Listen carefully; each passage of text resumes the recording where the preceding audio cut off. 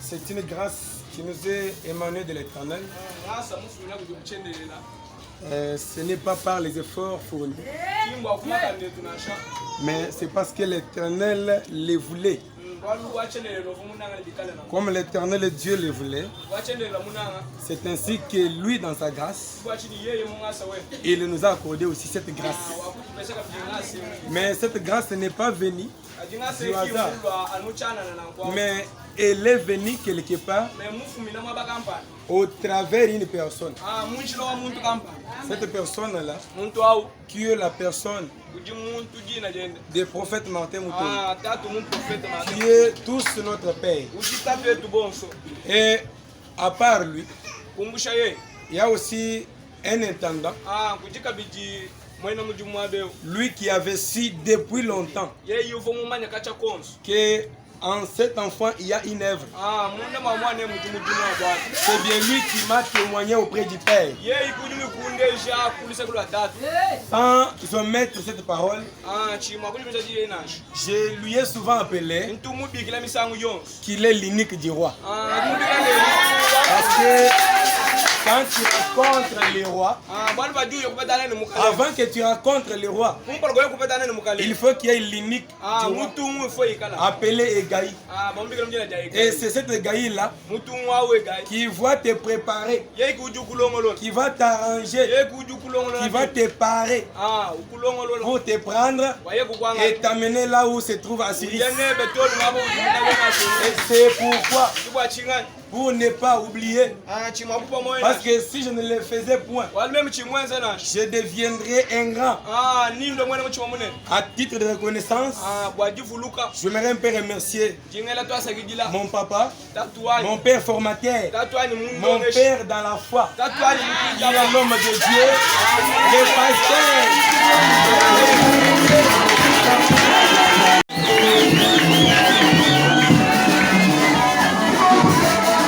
Que Jean-Baptiste aussi élève Jésus-Christ.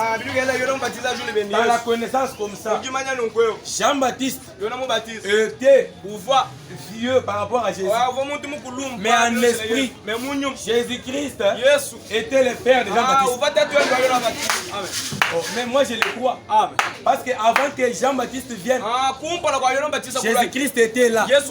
Donc c'est Jésus-Christ qui est le garant de toutes choses. C'est ça au moins.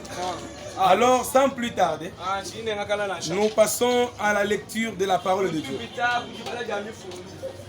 On ne peut pas déchirer les lions sans avoir la capacité. Pour que les lions soient déchirés, il faut qu'il y ait les ongles. Or, les ongles défient la capacité.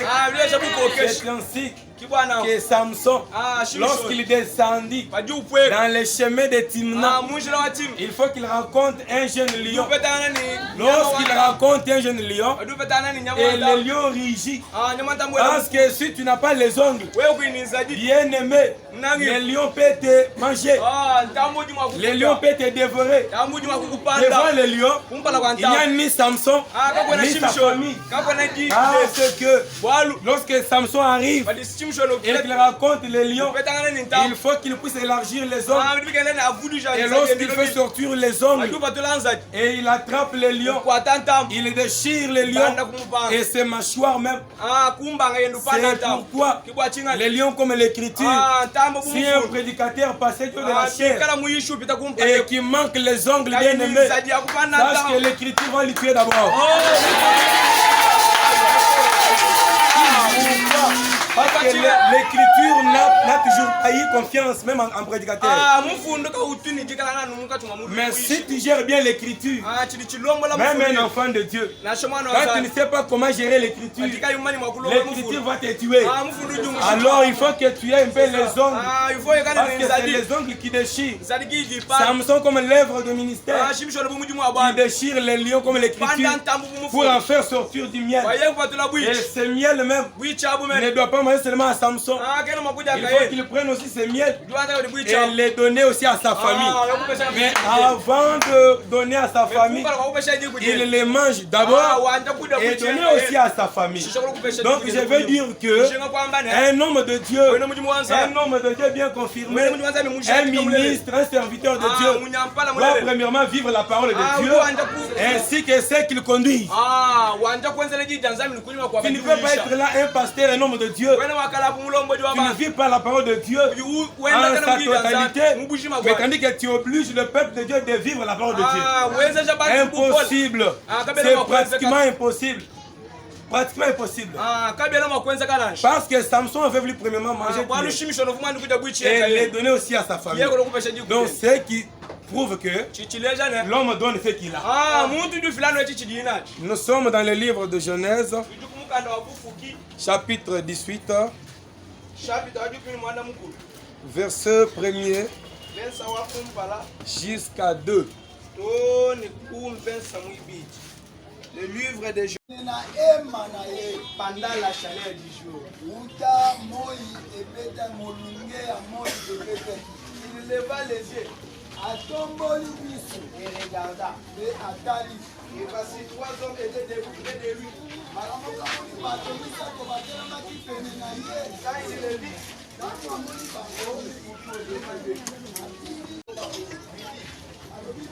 il est erré.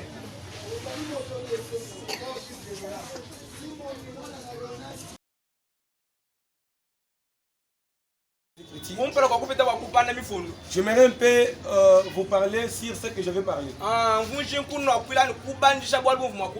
Je vais parler sur un sous-thème qui dit la sortie dans la tente. La sortie dans la tente. Bien aimé, la tente c'est quoi? Donc c'est quelque chose sous forme d'une maisonnette, mais qui n'est réellement pas une maisonnette, mais formée pour que les gens trouvent leur abri. Mais dans l'écriture, je vois l'histoire bien déterminée. Il y avait une personne du nom d'Abraham. Abraham était assis à l'entrée de sa tente. Abraham était assis à l'entrée de sa tente. Et lorsqu'il était assis, il n'exhortait point. Non, lui n'avait pas effectué un mouvement. Mais l'Éternel Dieu avait déjà planifié quelque chose pour lui. Comme il avait pour mission d'aller consumer ou bien brûler Sodome, mais l'Éternel passa par Abraham. Mais une chose, lorsqu'Abraham aperçut de loin, il voit 3 personnes. Mais dans la vision de l'aigle, Abraham a vu une seule personne. Mais qu'est-ce qui avait fait sortir Abraham dans la tente pour rejoindre le Seigneur? C'était la chaleur du jour. C'était pendant la chaleur du jour. Oh, la chaleur du jour. La chaleur du jour. La chaleur du jour. Oh, pendant la chaleur du jour, bien aimé. Donc c'est par là qu'Abraham avait sorti. Donc c'est la chaleur du jour qui avait frappé Abraham dans la tente pour sortir dehors.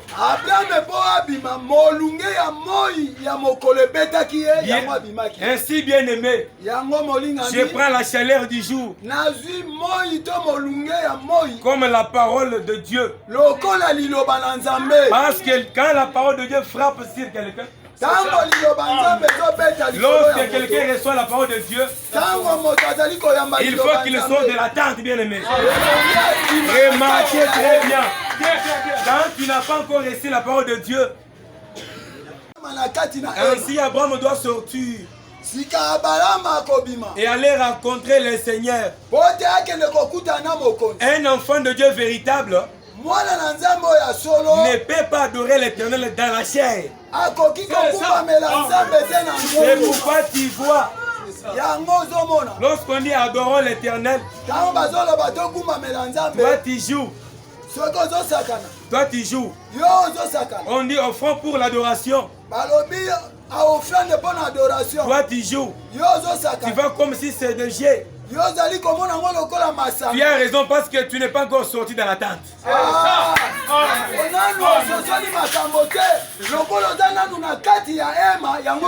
La tente comme la chair. Aujourd'hui, bien aimé, ce qui nous sépare de la chair pour devenir spirituel, c'est la chaleur du jour. La chaleur du jour comme l'évangile éternel.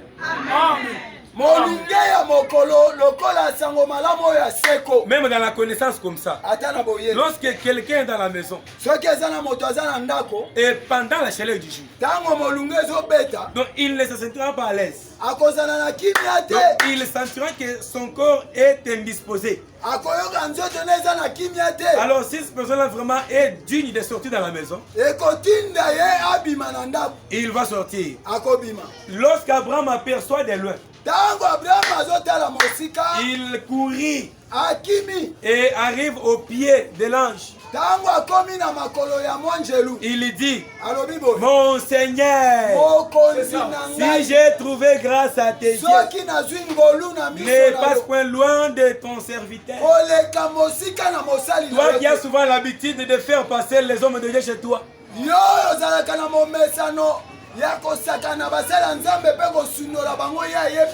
c'est parce que tu n'es pas encore sorti de la tente. Mais le jour où tu sortiras de la tente, tu verras de tes yeux que celui-ci est l'éternel. Parce que l'éternel était descendu au travers l'ange. Aujourd'hui, l'ange comme l'œuvre du ministère. Ceux qui ne considèrent pas l'œuvre du ministère bien aimé, c'est parce qu'ils ne sont pas encore sortis de la tente. C'est pourquoi bien aimé, Abraham, comme un enfant de Dieu, tu as déjà reçu la parole de Dieu. Il faut qu'il sorte de la tente. Même pour bien offrir, même pour dîmer, même pour considérer les hommes de Dieu, même pour prier, il faut sortir de la tente. Parce que l'Éternel n'écoute pas la prière du péché. La tente aussi comme le péché. Tant que tu demeures dans le péché, la révélation du Seigneur est loin de toi. C'est pourquoi tu avais vu ce jour-là. Lorsque Agar crie, l'Éternel n'entend point. Lorsque Agar pousse les cris, l'Éternel n'entend point. Mais il faut qu'Ismaël puisse pousser un cri. Et lorsqu'Ismaël crie, c'est alors que l'Éternel Dieu va attendre son cri. Agar comme la chair. Agar comme la chair. Agar comme la chair. Ismaël comme l'esprit. Donc une personne qui est spirituelle. Et celui-là dont sa prière sera entendue. Bien-aimé, laisse-moi te dire. Constate bien dans ta vie. Donc juste là, si tu vois que tu demeures encore dans la tente,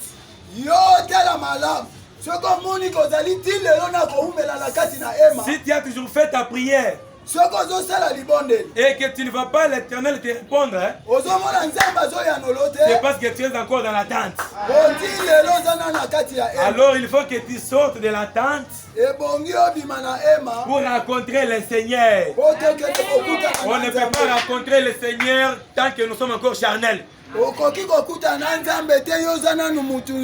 C'est pourquoi tu as vu hier, pendant l'aurore, nous étions allés pour se rencontrer avec le Seigneur. qui a vu en Égypte. Moïse, l'écriture est claire.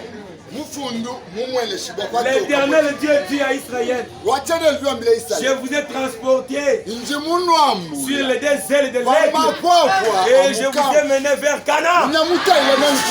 Aujourd'hui, bien-aimés, ce qui nous transporte, ce qui nous mène vers Canaan, c'est les deux ailes de l'aigle.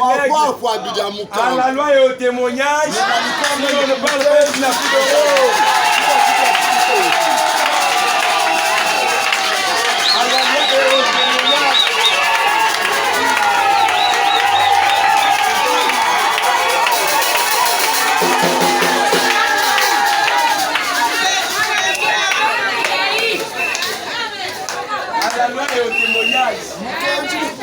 si on ne parle pas ici, il n'y a plus dehors. C'est pourquoi dans la deuxième écriture, qu'est-ce que Jésus-Christ dit? Jésus-Christ s'adresse à Pierre. Écoutez, dans l'écriture de Matthieu chapitre 16 verset 17, le Seigneur dit quoi à Simon Pierre? Il lui dit, Simon Pierre, tu es zélé parce que ce n'est pas la chair et le sang qui t'ont révélé cela, mais c'est mon Père qui est dans le ciel. J'ai compris une chose, bien-aimé. Jésus-Christ, comme étant un Dieu, Pierre comme un enfant de Dieu, tu ne peux pas recevoir la révélation sans l'esprit qui demeure dans le ciel. Le ciel comme le faisait 411, bien-aimé. Aujourd'hui nous avons connu Dieu. Aujourd'hui nous avons eu la révélation de Dieu au travers les faisait 411. Parce que sans les faisait 411, tu ne peux pas connaître Dieu. Et Dieu ne peut pas se révéler à toi. Bien-aimé, Israël avait une révélation. Israël était révélé au travers Moïse. Parce que Moïse demande à l'Éternel.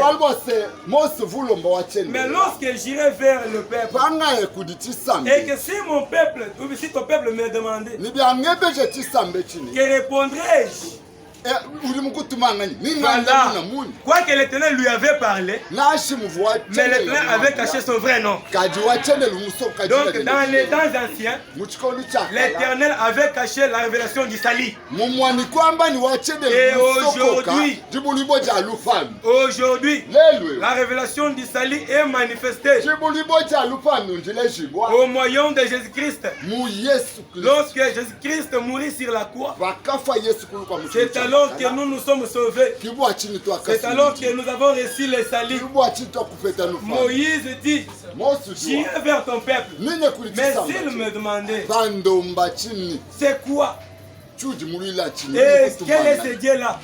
Parce que dans ce temps-là, le Dieu qui était connu, c'était Pharaon.